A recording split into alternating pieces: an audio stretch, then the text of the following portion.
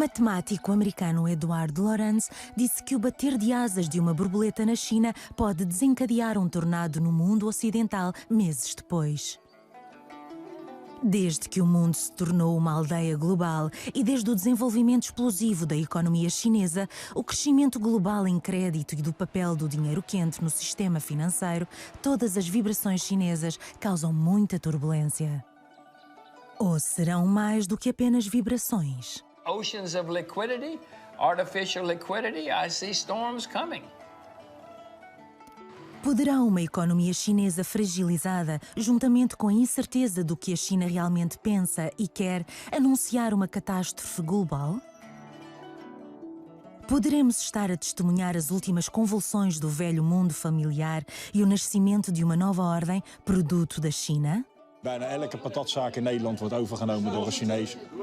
Merk jij wat van een cultuurverschil? The great flaw in the Western attitude towards China is the assumption that it should be like us. 中国希望别人羡慕中国，希望别人尊重中国。哎呀，你看中国真好，你看中国人家怎么。 Está a ver Backlight. Bem-vindos ao vosso futuro. Made in China.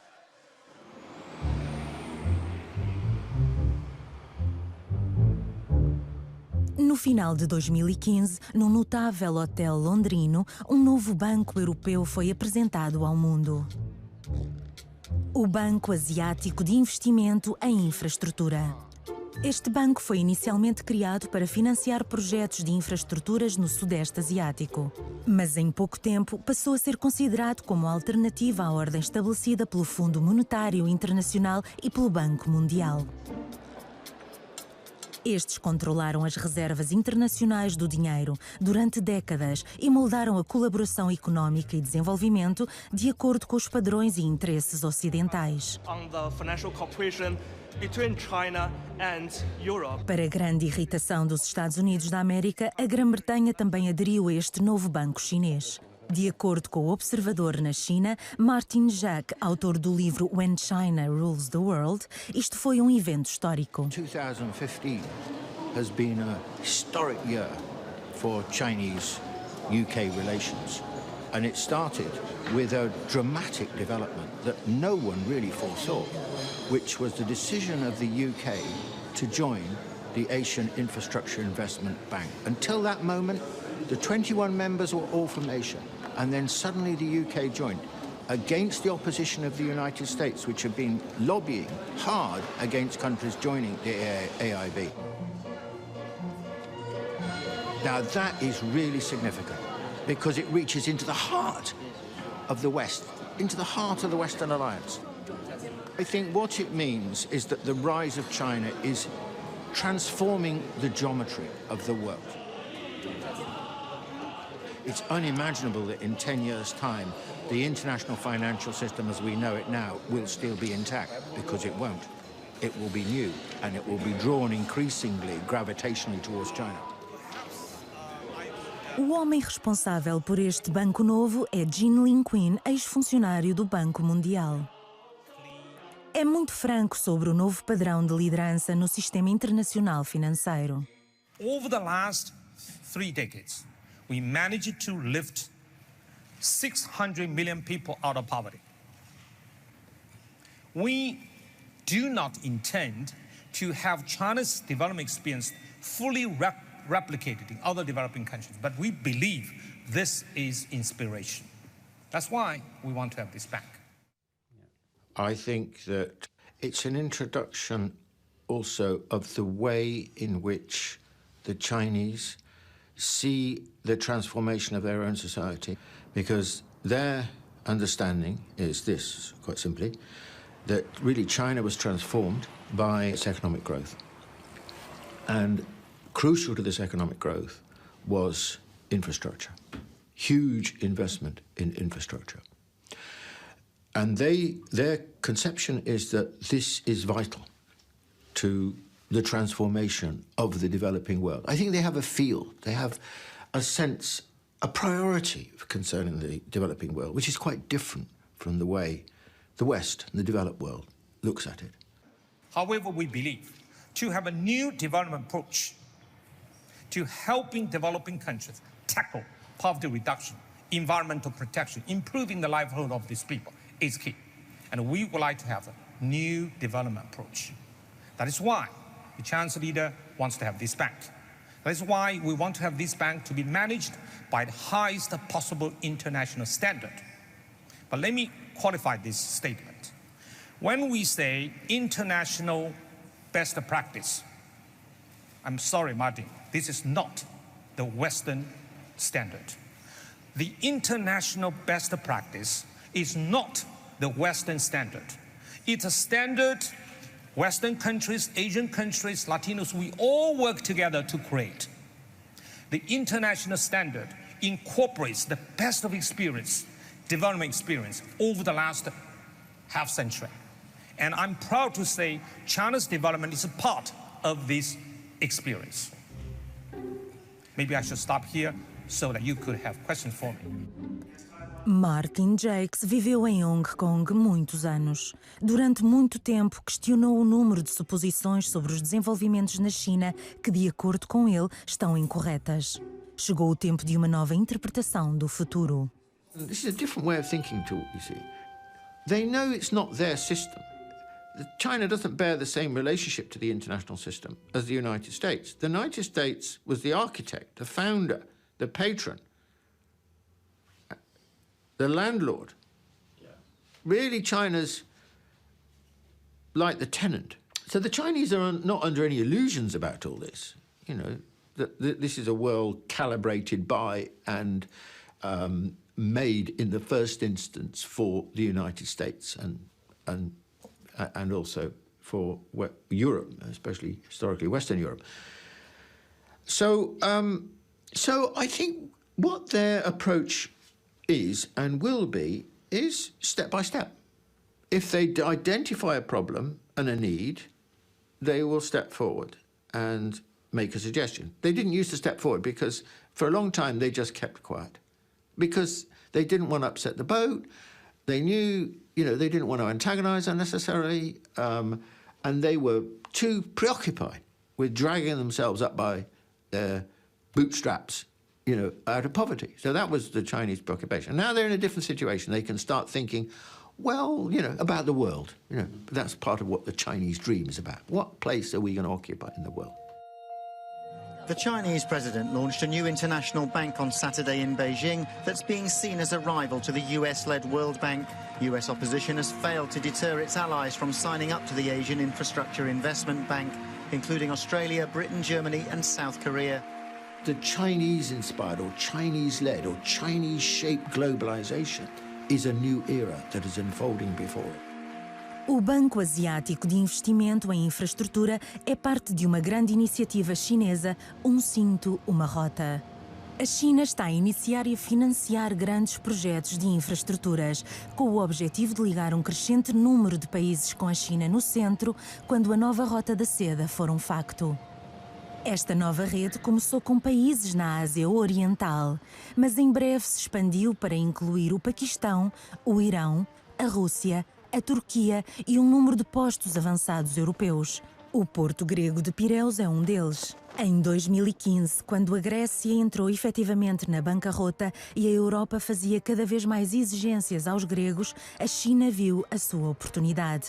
A COSCO, uma empresa pública chinesa, assumiu o controle da maior parte do porto grego.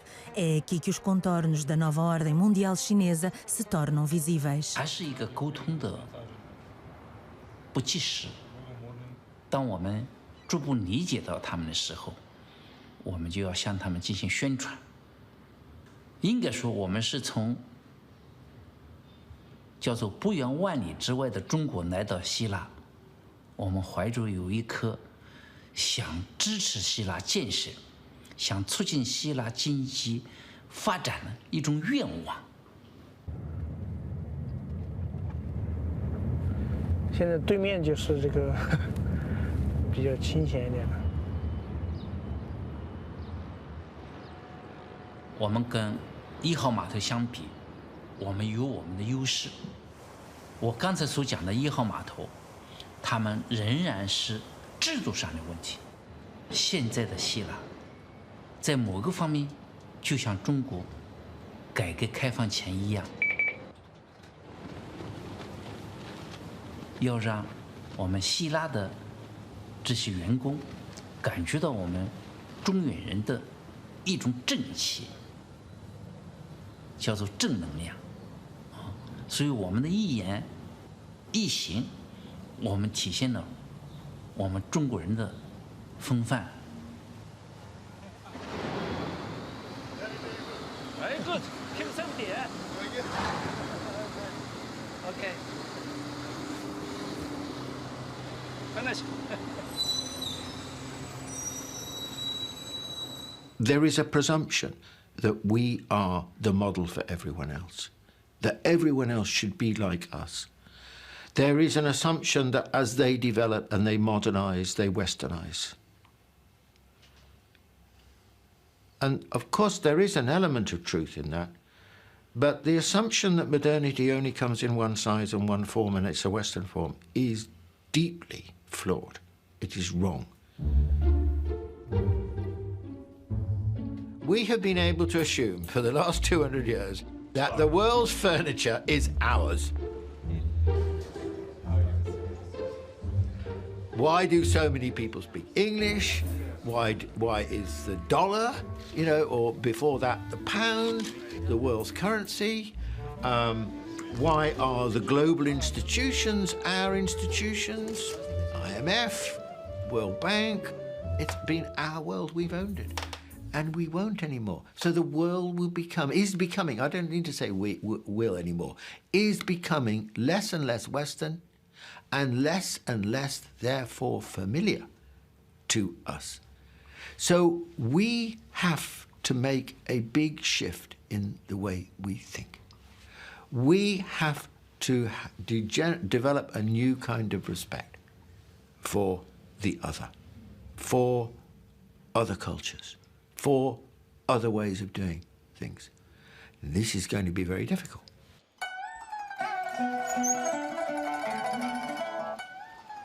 Na nova ordem do mundo, será importante entendermos a China. Como é que a China pensa? Como é que o país determina os seus objetivos? Em que se baseia a sua visão do futuro? Visitamos Yan Shutong, estratega político na Universidade de Tsinghua, em Pequim. Ele estuda as formas pelas quais as escolas de pensamento tradicionais chinesas podem contribuir para as fundações de uma nova ordem na qual a China será líder. So this is my book. I argue that China will become the superpower by 这个西方人呢，他们有这么一个认为，他们是经济决定论。某种程度上来讲呢，他们和马克思对问题的认识是一致的。他们是一种什么思想呢？说人啊是一个经济的动物，当人们的生活水平改善了以后呢，他们的这个思想观念呢就会发生变化。那当他们的生活的物质生活条件一样的时候呢，他们的思想想法会一样。这是他们认识中国的错误的根源，就是他们是个经济决定论者。他们不知道人是一个政治动物，人他对世界的认识，他不仅仅来源于他的物质生活，还要来源于他的社会生活。中国现在需要的是什么呢？中国希望重新挖掘中国古代的政治思想，比如我做的道义现实主义的理论研究，就是从先秦的政治思想开始的，去研究中国古代的外交思想，然后借鉴来发展现代的国际关系理论。那么我知道，在音乐、在医药、在许多行业里，在建筑很多行业都在走这条路。这个社会失去道德，拜金主义严重，导致了这个社会出现了人们崇拜金钱，不讲道义，没有道德。所以从这意义上来讲，我觉得我们确实从中国来讲，中国需要在一定程度上重新借鉴我们中国古代的政治思想来治理这个国家。然后我们从2004年开始，我们就开始重新读中国古代先秦的著作。这本属于男子，碟子大，距5寸，25分寸，就这样。没有，从这儿开始念，从这儿。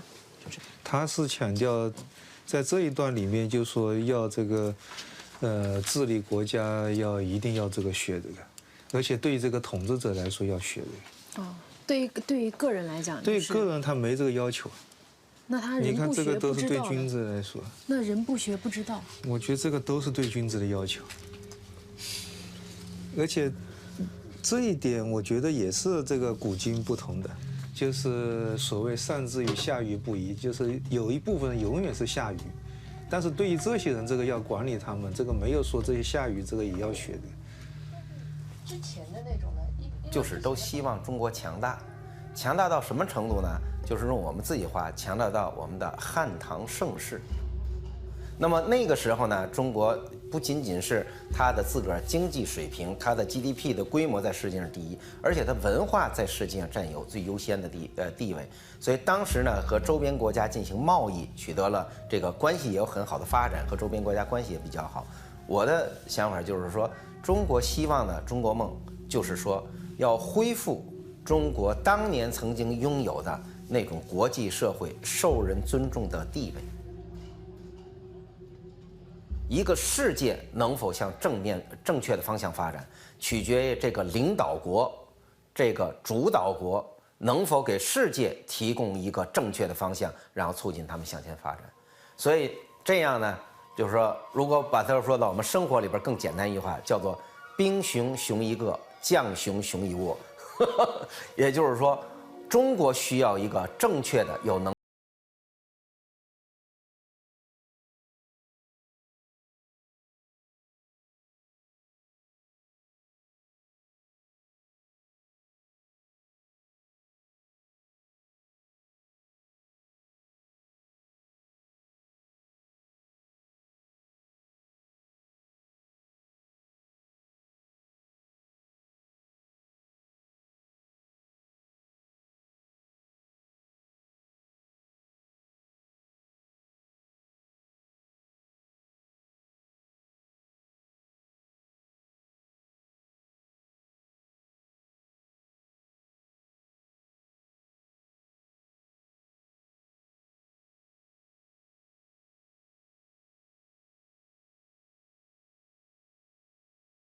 In familial terms, Confucius' idea was that the emperor should model himself on the role of the father in the family, a benevolent father. If he was a bad father, he'd be a bad emperor.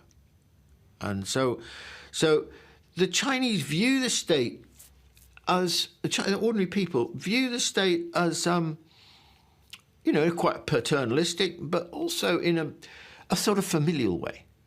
Whereas we don't in the West, we think of the state as the government as being alien, as out there and basically, almost in transactional market terms.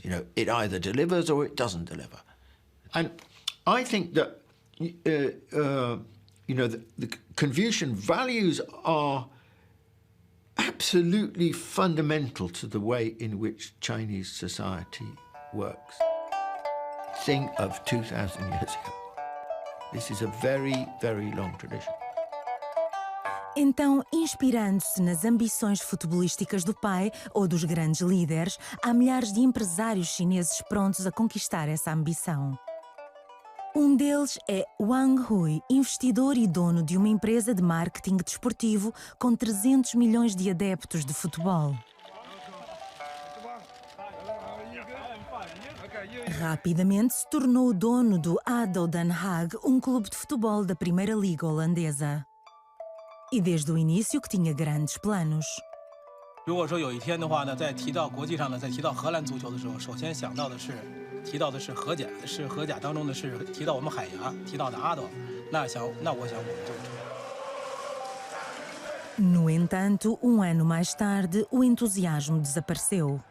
As promessas foram desfeitas e ninguém parece saber o que Wang planeia ou não fazer. 其实我觉得在海牙来讲的话呢，因为海牙俱乐部阿斗已经是110多年的历史了，它已经发展的很健康，或者已经是很模式化了，就是它固定的这个思路了。那要是说呢，要想让它有新的突破的话，有更大的提高的话，我觉得一定要是改变一个模式，就是这个思想的模式要改变。那也就是说要给它带来变化。所谓的变化，那么我们面对的是哪儿呢？除了它本身成绩的提高，那么它这个价值的提升，还有它这个知名度的提升等等的，那我觉得应该是面向的中国市场。O antigo dono do ADO, Mark van der Kallen, vendeu o clube a Wang. Martin Fontaine era o diretor do clube no momento do negócio. Agora, ambos observam diferenças enormes que não são tão fáceis de ultrapassar como se esperava. Het was heel duidelijk toen ik in januari vorig jaar was bij het bedrijf United Fence. Dan zit je daar te wachten. Nou, dat ben ik gewend in China, zit je altijd te wachten. En dan zitten de mensen daar te wachten tot de baas binnenkomt. En de baas gaat zitten in het midden. En er zitten 4 mensen links en 4 mensen rechts. En die zijn alleen maar alles aan het schrijven. En hij is de enige die het woord doet. En dat is heel anders. Wij zijn natuurlijk toch gewend gedelegeerde verantwoordelijkheid. Ja, uiteindelijk is het in de directie en de raad van commissarissen die daar succesvol mee om moet gaan. Hè. Dus of ik daar nou zit of meneer Wang, dat maakt aan zich eigenlijk niks uit, hè, voor het beleid van de club. Alleen, ja, meneer Wang heeft natuurlijk wel allemaal verwachtingen gewekt. Door te zeggen, ja, we gaan Europees spelen, ik ga investeren. Nou, dat heeft hij natuurlijk wel op zich afgeroepen. En daar gaat nu een beetje discussie over. Hij wilde ook opeens dat er weer natuurgas kwam. Dat moest maar binnen een half jaar komen. Of er moesten 20 trainers van de jeugdopleiding moesten binnen 2 maanden naar China. Ja, dat werkt zo niet. En, dat zijn natuurlijk de lessen. Net zoals je hebt een begroting voor de KNVB. Daar moet je aan voldoen, en anders raak je licentie kwijt. Het is niet zo, ja, ik ben eigenaar, dus ik doe wat ik wil. En dat zijn toch hele belangrijke lessen die hij moet hebben geleerd. 其实呢，你比如说这个比较典型的一个这个例子哈，就是说双方的交往的时候呢，就是按照中国人习惯吧，比如我们在讨论一些事情的时候哈，可能呢大家会这个讨论的时候是一种情况，比如说呢，哎，有些事情行，这事情可以做，好，咱们去做，但是呢，真正要做的时候呢，还离这个真正要做还是有一个过程的，但是在荷兰好像不是。就是你说做好了，行了，这就得做了，就是这样的。这个差距就我觉得就是非常非常的明显哈。我觉得呢，这就是让我感觉区别就很大了。因为呢，在中国的话呢，不会是这样子，就是所有的事情来讲的话呢，尤其是大的事情来讲的话，大家是一个这个鱼和水的关系，是鱼和水的关系，互相呢是依靠。但是呢，真正的决策的话，因为什么呢？因为毕竟是老板是投资人。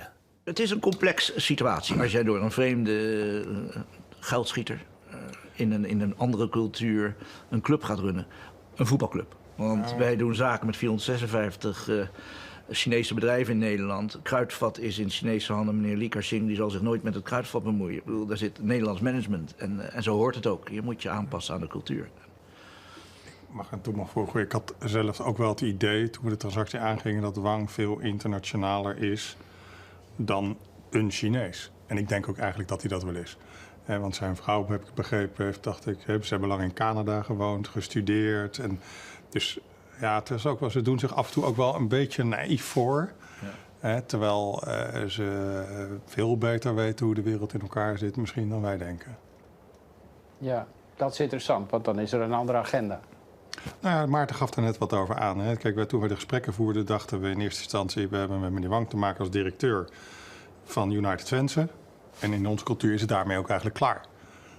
En successieflijk zijn we de maanden daarna, wat Maarten ook aan refereerde, ja, kreeg ik ook wel 100% bevestigd is dat niet. Maar vandaag denk ik ook, hij kan het niet alleen beslissen. Hij heeft gewoon met andere mensen in China te maken. Daar werkt het dan blijkbaar zo dat voordat er weer een volgende stap gezet wordt, hij wel degelijk moet overleggen, wellicht met aandeelhouders, dan toch. Waarbij wij misschien denken, joh, jij bent directeur van het bedrijf, dus jij kan dat vertegenwoordigen. Maar daar werkt het dus anders. 但是更让我心里觉得不舒服的是什么呢？就是说，我怎么汇钱的话，我汇多少钱，我什么时间汇，我自己的事儿啊，不是你的事儿啊，跟你有什么关系啊？对不对？你不光是跟管理层没有关系，那我告诉你我什么时候汇，那你就按照这个去给我做计划就行了。底下人我要跟你说吗？或者其他人我要跟你说没无关系，我跟你说，哎，我得汇钱啊，我要打的要汇多少钱去？为什么我要告诉你啊？那是我的钱呢。俱乐部又是我们的俱乐部，是我们投资的俱乐部啊。那怎么做的话呢？我干嘛要跟你说呀？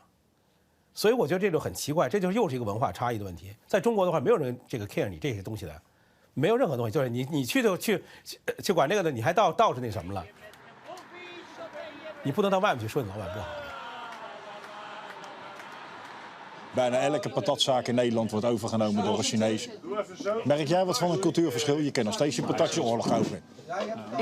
Ik kon niet traceren wat die Chinees nou met aardappelen moest. En dat ken ik nog steeds niet. Het viel wel op in het begin bij de supporters. Er was wel enthousiasme. Ja, maar ja, dat is logisch. Je speelt altijd rond de 14e, 15e plaats. Je speelt eigenlijk voor handhaving elk jaar.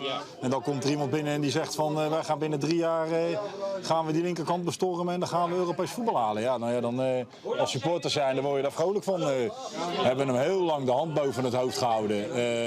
De hele tijd van, nou ja, cultureel verschilletje en dit en dat. Ja, tot zeg maar 18 december dat de laatste deadline weer verliep. Toen 5 januari, toen was het over. Ja, maar dat wil ik gelijk op inhaken. Dat woordje wat jij zegt, dat woordje cultuurverschil... Daar maak ik me constant kwaad om, weet je. Het woordje cultuurverschil, dat is absoluut het meest misbruikte woord in 2015 geweest. Maar meneer Wang deed dat ook. En aan alle kanten werd er gezegd, ja, maar jongens, China en Nederland is cultuurverschil. Wat de fuck is cultuurverschil? Je komt hier, je koopt hier een club, je verrampeneert die club. En dan gaat onze algeheel directeur, Jan-Willem Wicht, die het in mijn ogen fantastisch doet, die moet iets naar buiten brengen. Want die man die moet een keer iets naar buiten brengen. En dan zeggen ze, hij heeft hem beledigd. Hij heeft hem beledigd? Wat moet die man dan? Moet die man gaan zwijgen als het graf? En dan zeggen ze, ja, maar het is cultuurverschil, jongens. Dat kennen ze daar niet. Dat is een belediging van een Chinees. Jongens, een belediging is dat als je gewoon je centjes belooft over te maken, dan fucking pay dat geld. Dan is je belooft iets, leg dat dan neer. Dan breng je andere mensen niet in de problemen. En daar wordt iedere keer maar weer het woordje wat jij gebruikt, het woordje cultuurverschil, daar ben ik echt helemaal klaar mee. Ja, zoals we verleden jaar in Nederland naar de Griek gingen, gaan we nu hier in de regio Den Haag naar de Chinees. Ja, dat we bij de Griek waren van nou betaal niet, want we hebben al genoeg aan je gegeven. Ja. Precies, zo ging het, hè, als je je gyros ging ophalen. Maar zo gaan we nu naar de Chinees. Maar het is wel een lolletje, je betaalt ook wel gewoon, maar dat is voor die mensen, die eer is daar heel belangrijk. Hoe gaat het met je zus? Ben je met de boffies of ben je met de zus? I mean, I think balance is very important in the way the Chinese think. I suppose there's a greater recognition of the complexity of life as a result, you know, and that therefore, you know, bad things go wrong and so on. Having said that, remember that the Chinese have a much more positive view of human nature than we do, you know, because in the Christian tradition, you know, we need to be saved from ourselves, from our sins. The Chinese don't have that view. The Chinese view is that, you know, if you are brought up in the right kind of way, your parents, you're subject to good parenting and good influences and good education, you can be a good person. So it's a much more positive philosophy than the Christian tradition. 它和基督教的就儒家的学说和基督教学说有个不一样的地方。基督教有一个 mission， 它有一个使命，它总是要把别的人不信基督教的人变成信基督教，把和自己生活方式不一样的人变成用自己的生活方式来生活。中国不是正好相反。美国的为什么我们中国认为美国的政策叫霸权主义呢？它是霸道，不是王道，就在于美国是对外输出自己的价值观，就是说，比如说我说去解放利比亚，解放伊拉克，他认为伊拉克的政治制度和意识形态跟我不一样，我把你们解放了，让你们跟我们一样，这是从儒家思想讲，这是很错误的一个的。儒家讲的是叫做来而不拒，不枉教之，就你要跟我学，我教你；你要不跟我学，我绝不会去你那儿来派军队去改造你，这是错误的。霸权主义就是用暴力来改变别人的思想和制度，而中国的传统观念里边讲道义是不能去改变别人，这是区别。美国就是太希望把别的国家变得跟美国一样。In the long run, of course, the international system will be utterly transformed by the rise of China. Utterly transformed. It is inconceivable that this will not happen. The fact is that since the financial crisis, the global economy has been extremely dependent on the performance of the Chinese economy, much more dependent on the Chinese economy than the American economy, much greater contributor to global growth than the American economy has been nearly stagnant. The Chinese economy has carried on growing. And I think that that this is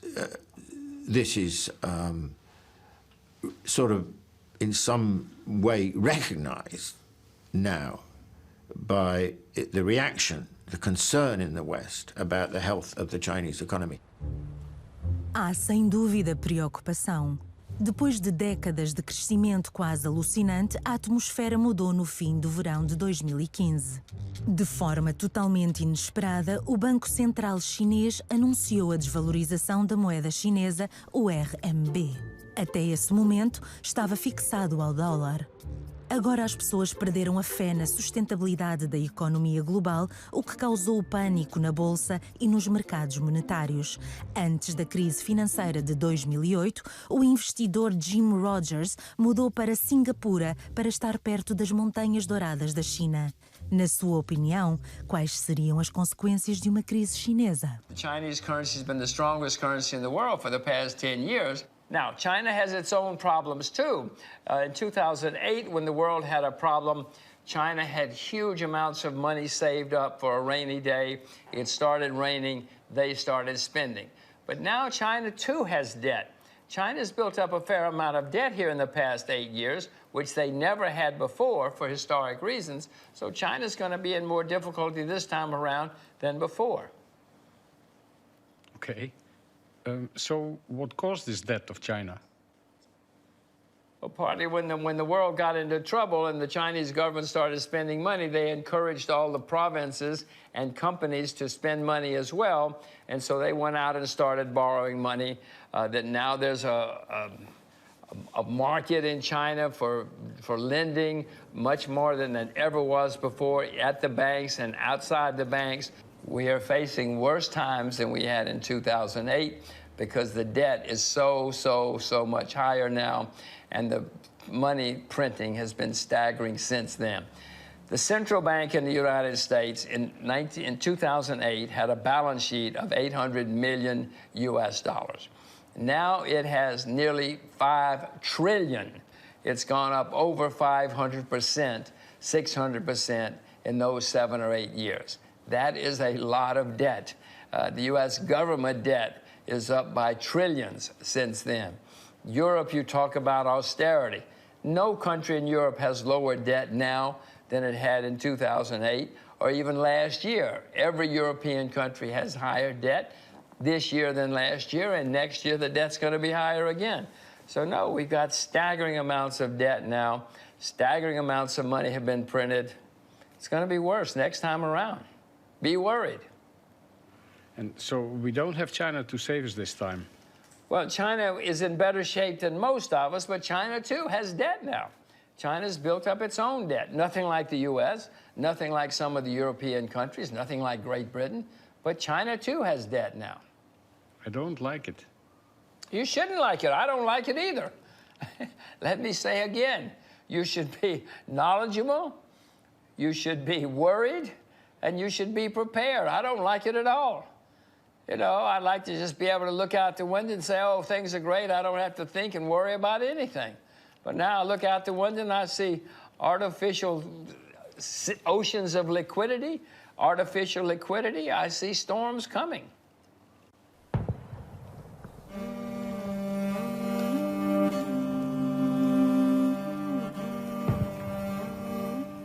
A tempestade global prevista por Jim Rogers já está a criar o caos na América. Mas qual é exatamente a ligação entre a política financeira chinesa e o pânico no Ocidente? De acordo com o investidor Peter Schiff, os chineses jogam um jogo que levará a um sistema monetário diferente, no qual o dólar já não terá liderança.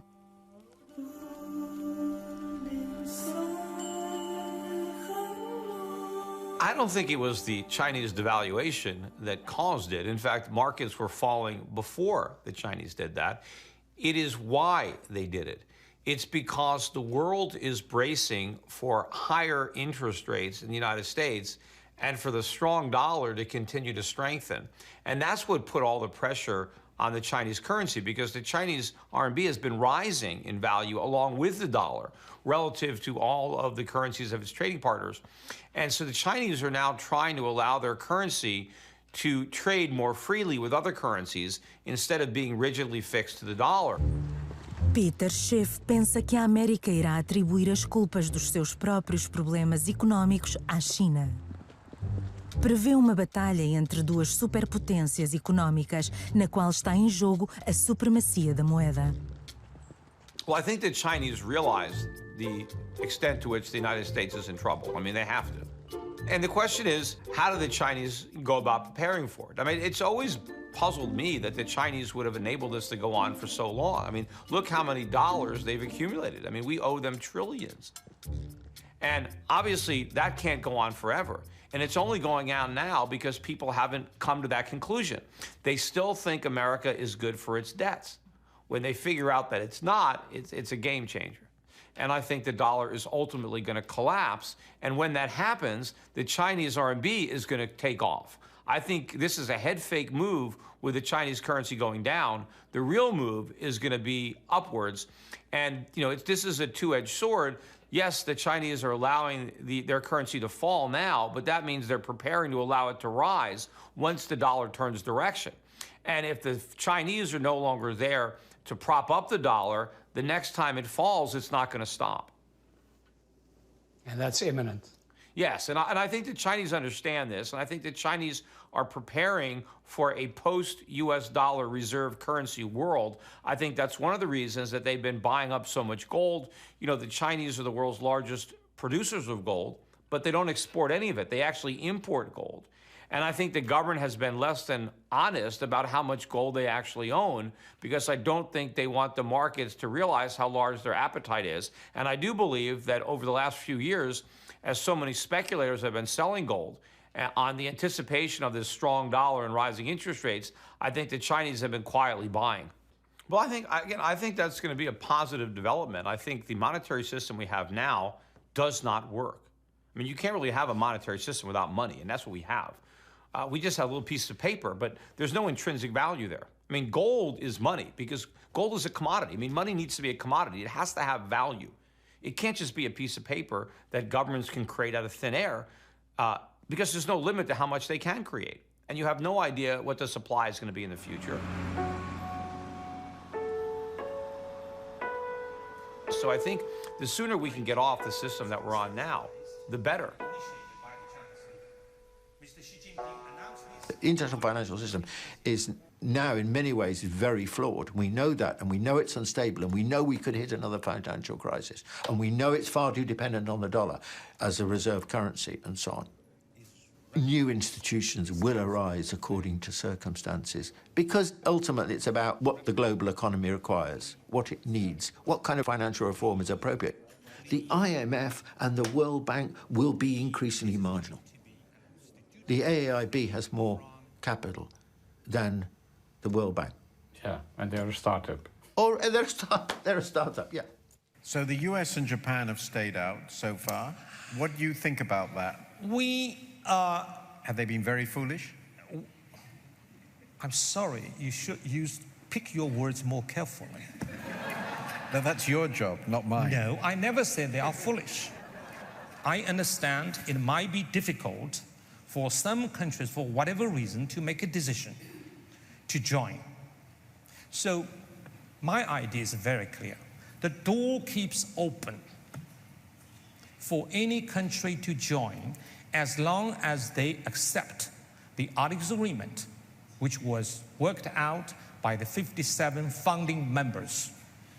However, Martin, I hope you won't think I'm not good enough or not nice enough. It's unfair for me to invite you to my party tonight again and again, and you reject again and again. That's not fair.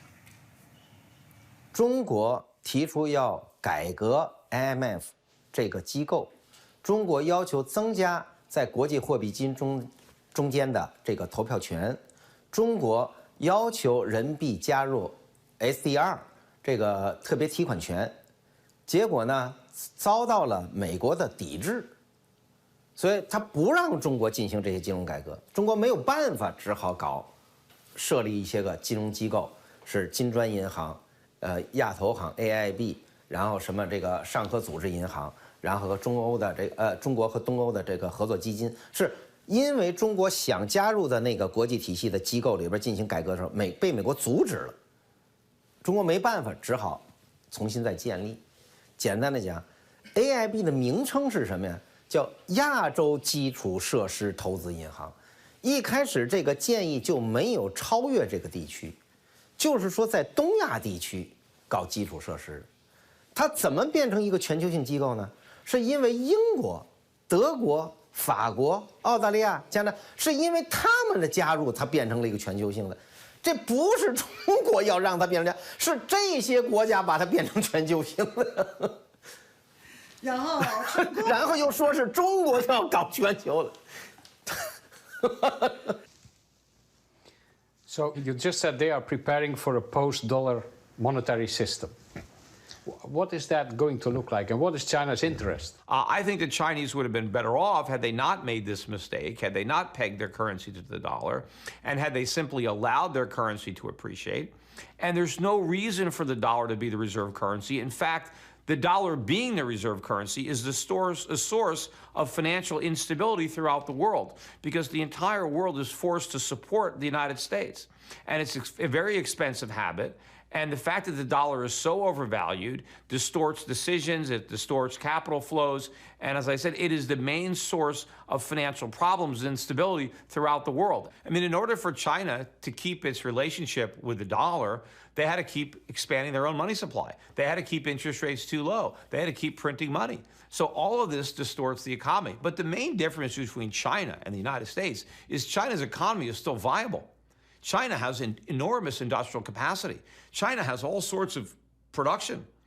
And so when this collapse happens, the difference between America and China is still going to have all the factories, and they're going to have all the production.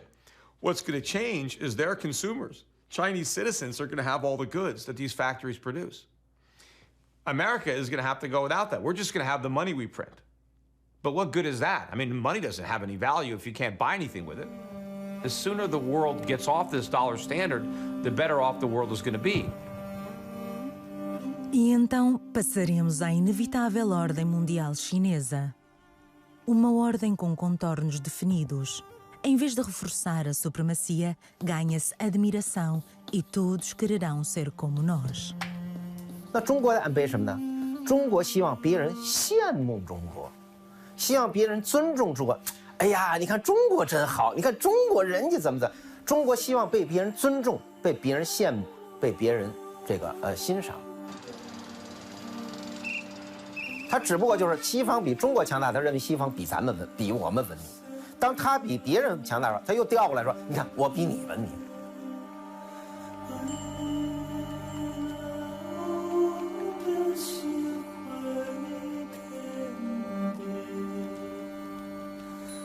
就是应该所有的人都应该向什么成功者学习，学习成功者优秀的地方，然后改进自己，使自己成为一个成功者。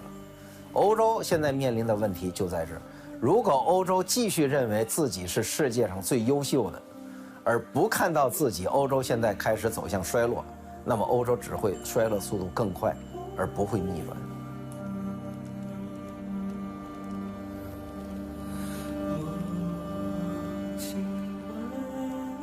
欧洲人呢，就是比较喜欢报复，这是跟儒家文化很不同的一点，是吧？